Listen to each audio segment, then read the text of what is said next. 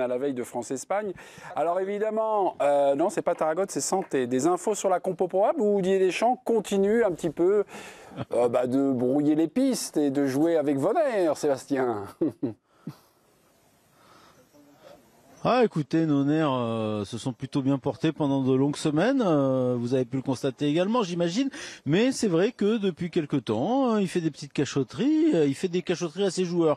Donc à partir du moment où il fait des cachotteries à ses joueurs, ça devient compliqué pour nous également. Pas de mise en place aujourd'hui. Il a mélangé les équipes lors de l'entraînement à huis clos à Munich, Didier Deschamps.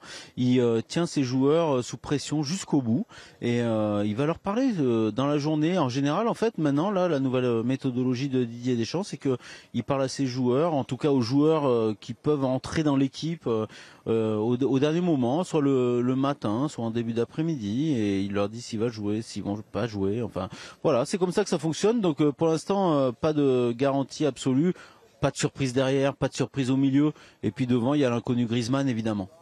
Les fuites sur les compos, on en a parlé aujourd'hui en conférence de presse, c'est Adrien Rabiot qui est revenu, on lui a posé cette question, écoutez sa réponse, j'aurai une petite relance pour vous Sébastien.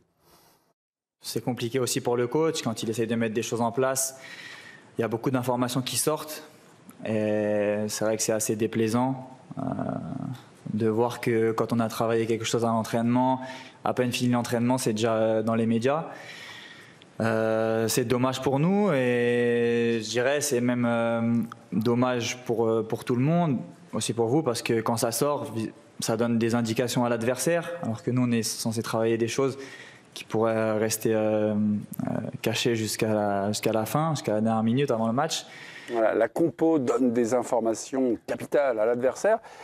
Sébastien, c'est un vrai impact sur le match. Là, ça fait longtemps que vous roulez votre boss et tout ça. C'est quelque chose que vous entendez assez régulièrement, de manière espacée. Voilà. Mais est-ce que c'est un vrai impact de livrer les compos, finalement? Voilà. Ah, vous êtes le deuxième à me dire ça aujourd'hui. Je me sens vieux d'un coup, Olivier. Mais écoutez, moi, tout ce que je peux dire, c'est qu'en général, les entraîneurs qui changent comme ça, par exemple, il avait travaillé le losange, tous les joueurs étaient persuadés qu'ils allaient jouer en losange le lendemain, et puis boum badaboum, ils changent le lendemain. En général, ça marche jamais. En fait, les entraîneurs qui fonctionnent comme ça, j'avais connu Roger Le Maire au début des années 2000, en fait, ils perdent leurs joueurs parce que les joueurs se disent mais il fait quoi le coach? Il fait n'importe quoi. Et ben là, il se trouve que c'est pas le cas. Il se trouve que c'est pas le cas et que l'équipe de France continue à gagner, que Didier Deschamps, bon an mal an, il continue à garder ses joueurs avec lui. Donc bravo à lui à ce niveau-là. Moi, j'avais jamais connu ça parce que en général, ben voilà, on travaille et après on fait une équipe et puis tout va bien parce que fondamentalement l'équipe d'Espagne elle va pas changer de tactique parce que Ousmane Dembélé joue ou qu'il joue pas. En fait, ça j'y crois pas. Mais voilà, écoutez, il arrive comme ça, à changeant de méthodologie. C'est la première fois qu'il fait ça, à garder ses joueurs sous pression et à ce que ça fonctionne. Donc tant mieux pour lui, tant mieux pour l'équipe de France, tant mieux pour tout le monde. Sébastien, il y a Timothée qui veut vous poser une question. Oui. La voici. Bonsoir Sébastien. Je me posais la question vis-à-vis de cette sortie d'Adrien Rabiot.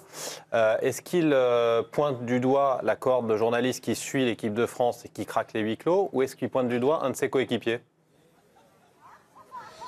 pour les fuites? Mais après, c'est pas que craquer les huis clos, parce que pour être tout à fait franc, enfin, et c'est pas pour nous mettre en valeur ou quoi que ce soit, ou mettre en valeur les autres confrères qui travaillent également.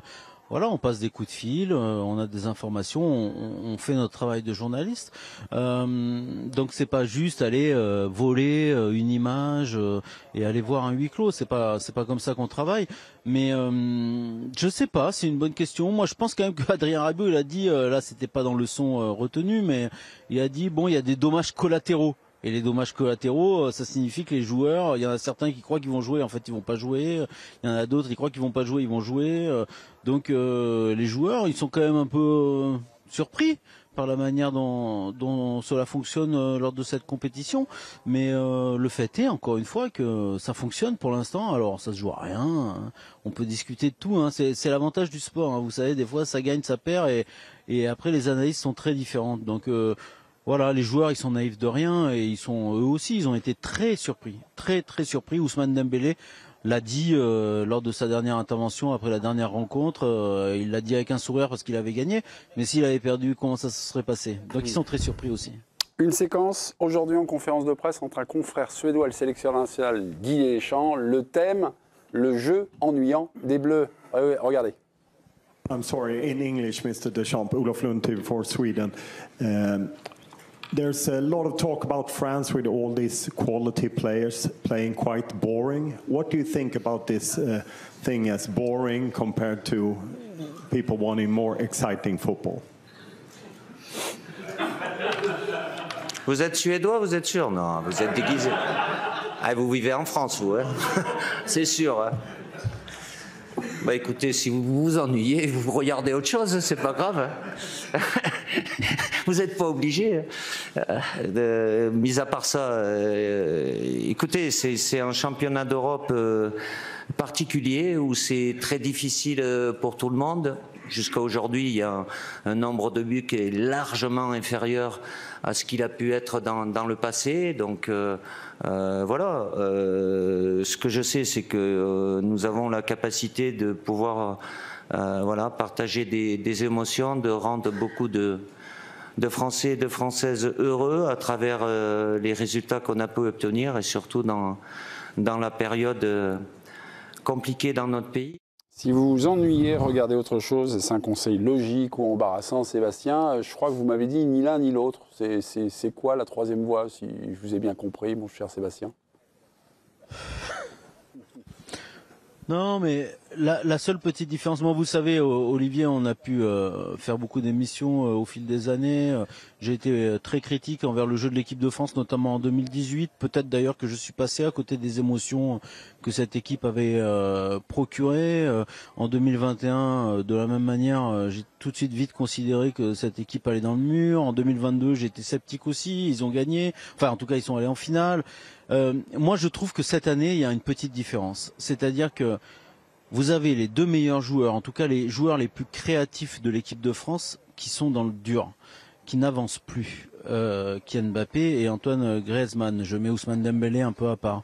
Je pense que Didier Deschamps, aujourd'hui, il a raison. C'est-à-dire que concrètement, quand vous avez vos meilleurs joueurs qui sont en difficulté comme cela, je comprends qu'on défende, je comprends qu'on mette l'effort sur l'assise défensive et du coup c'est pas beau et puis ça continue à gagner. Après le fait est quand même qu'il faut pas l'oublier. Moi cette sortie de Didier Deschamps, je l'ai comprise un peu vis-à-vis du journaliste suédois, mais il avait déjà dit il y a 8 jours, il y a 10 jours un peu la même chose et il faut quand même pas oublier quand même que si l'économie du football fonctionne, si les joueurs de football sont payés comme ils sont payés, si les entraîneurs sont payés comme ils sont payés, c'est aussi parce qu'il y a des gens qui regardent. Et au bout d'un moment, c'est dangereux. Il faut faire attention. Le football est, à mon avis, dans une phase très difficile et il est confronté à un virage qui est très important. Il faut faire attention. Le jour où les gens vont arrêter de regarder, il y aura moins d'argent. Sébastien, vous n'avez pas consulté la Rivière, mais on a un droit télé versus Ligue 1 avec la possibilité d'un écran noir pour le début du championnat. Voilà, je vous invite à suivre l'émission jusqu'au bout. Oui. Non, ce qui est vraiment, tu vois, pas étonnant, mais moi j'ai écouté Bielsa il y a très peu de temps, et il dit la même chose que Sébastien. Non, Sébastien dit la même chose que Bielsa. Oui, bon, d'accord. Non, mais je veux dire, ils ne sont pas consultés, et Sébastien ne répète pas ce qu'a dit Bielsa, mais moi je trouve ça inquiétant. Et Bielsa se dit pessimiste pour le futur du football. Et là, quand on écoute Sébastien, on se dit, il y a quand même quelque chose qui ne va pas bien en ce moment. Moi, ça m'inquiète vraiment. Ces deux analyses m'inquiètent et il y a de quoi réfléchir. Après, il faut peut-être modérer ça aussi, parce qu'on fait ce constat-là, parce qu'on a vu des huitièmes de finale et des quarts de finale très moyens. Il y a 3 ans, on a vécu l'édition la plus spectaculaire de la Ligue des Champions. On a vécu une très belle Coupe du Monde. Il y a peut-être un petit creux, mais je ne sais pas si c'est durable. Je suis d'accord avec le constat, là, à l'instant T. Il ne faut quand même aussi pas oublier qu'on a vécu des choses incroyables footballistiquement ces 4-5 dernières années. Rendez-vous dans quelques minutes, grosses minutes, sur les droits télé de Ligue 1. Ça peut vous intéresser.